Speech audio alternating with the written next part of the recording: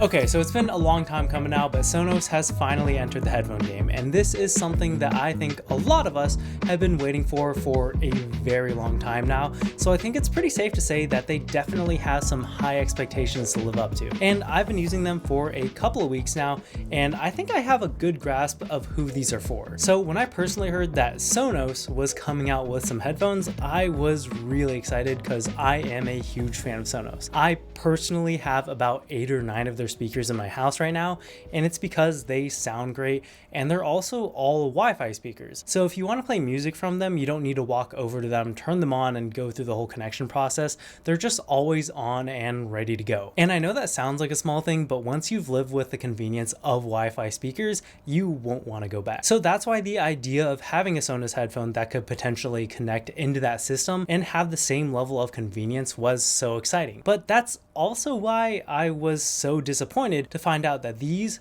are Bluetooth only headphones. And if you don't really know about Sonos, you might be wondering why that's such a big deal, because literally every other wireless headphone is Bluetooth.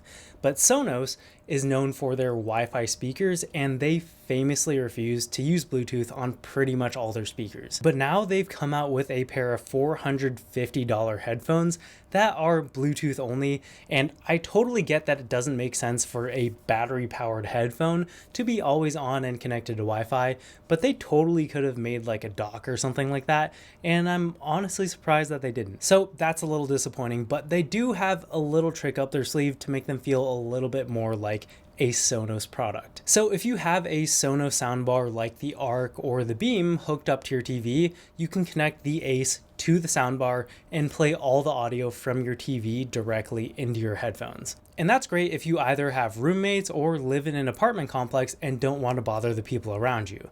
It's kind of like the feature with the Apple TV where you can seamlessly switch to your AirPods if you want, but this, in my opinion, is better than that, because if you have a PlayStation or an Xbox or a console of any kind connected to your TV, you can't use your AirPods to play your sound through those. But with the Ace, you can intercept audio from anything that plays on your TV, including consoles or even cable TV, if you for some reason still use that. And that's pretty cool, because this is one of the only headphones that I know of that can do that. And that can genuinely be a deal maker for these, but at $450, they can't just have a gimmick. Like, they gotta have the fundamentals nailed down as well. So first of all, as something that you're gonna wear on your head, I think design is a pretty big factor. And to me, these are some of the best looking headphones on the market right now.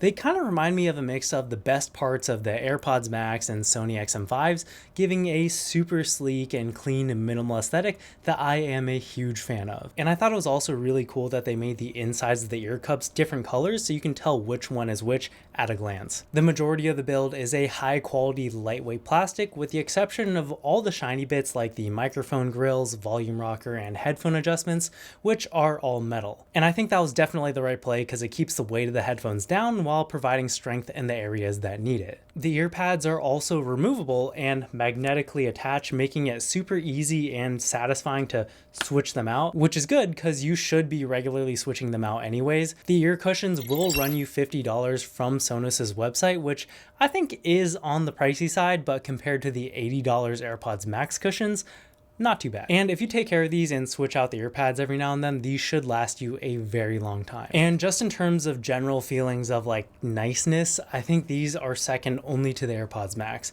Like, one of the things that I loved so much about the AirPods Max is how solid they felt and how when you handle them, there's no creaking or rattling of any kind, and they just feel super solid.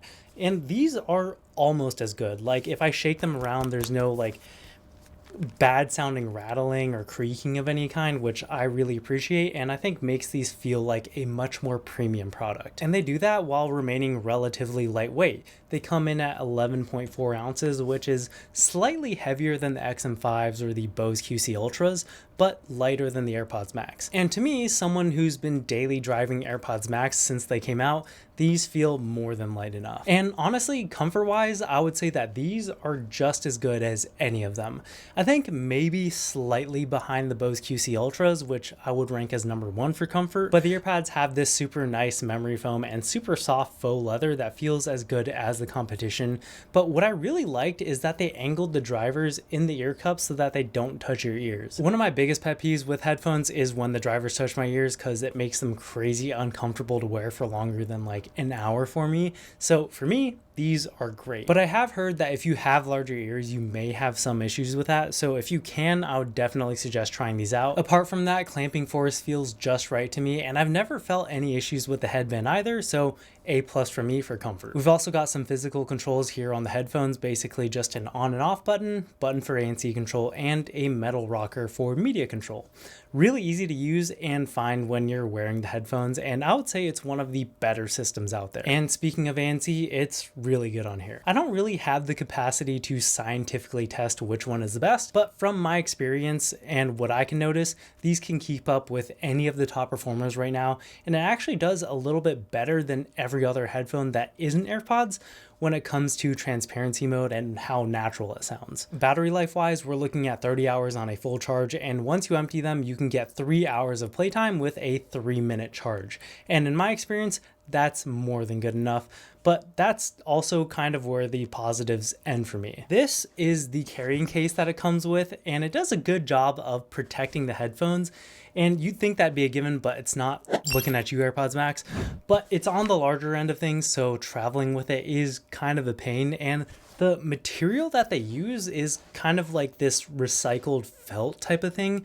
And it kind of reminds me of a paper straw, because it really feels like they put sustainability over functionality here. Like, I think this is a perfectly fine material to put on the inside as the lining, but for the outside, it doesn't really make sense to me. I haven't had it long enough to really test durability, but it feels like it'll pick up dust and grime super easily, and it doesn't look abrasion resistant like at all. Especially this slit in the middle where the top and bottom come together is like a super hard edge, and I can totally see this getting torn up and looking pretty gritty after like a year or two of use. Also, on the inside, they included this magnetic cable holder pouch, and I think it's a great idea, but it honestly feels kind of disposable because it's made out of that same felt material, and it's so lightweight, and it feels really cheap. And I know I'm ragging kind of hard on this case, but you got to remember that this is a very expensive headphone, and I really do expect more at this price point. And unfortunately, that kind of carries over to the sound on these guys as well. And I don't know if this is just me getting my hopes up too high, but I don't know. I just thought that these would sound a little bit better. Now, of course, when it comes to sound quality, if you ask 10 different people about what sounds the best, you're going to get 10 different answers. But if you ask me, and this is my video so I can say whatever I want, I was expecting a little bit more. Like most other Bluetooth ANC headphones on the market right now, they have a very V-shaped sound signature with a big boost in the bass and the treble, to the point that I had to turn them down in the EQ just to make them listenable for me. The punchiness of the bass is actually pretty good, but just a little bit tuned up for me. But other than that, they fell kind of flat. So I guess what I'm trying to say is that if you're an audiophile, you probably won't like these, but then again, you probably already knew that. If you're comparing this to stuff like the XM5s or the Bose or the AirPods Max, yeah, these compete very well with those. And I would place them squarely in that class of headphone. But if you were expecting a lot more than that, then you might be a little bit disappointed. Which I guess does make sense because this is in that price range, and it might just be a case of me expecting a little bit too much from Sonos. So then I guess the question is, who are these for and should you buy them? And I think for me, it's kind of a complicated question, but I'll start off with what you're probably cross-shopping these with. Bose QC Ultra, Sony XM5s, and AirPods Max.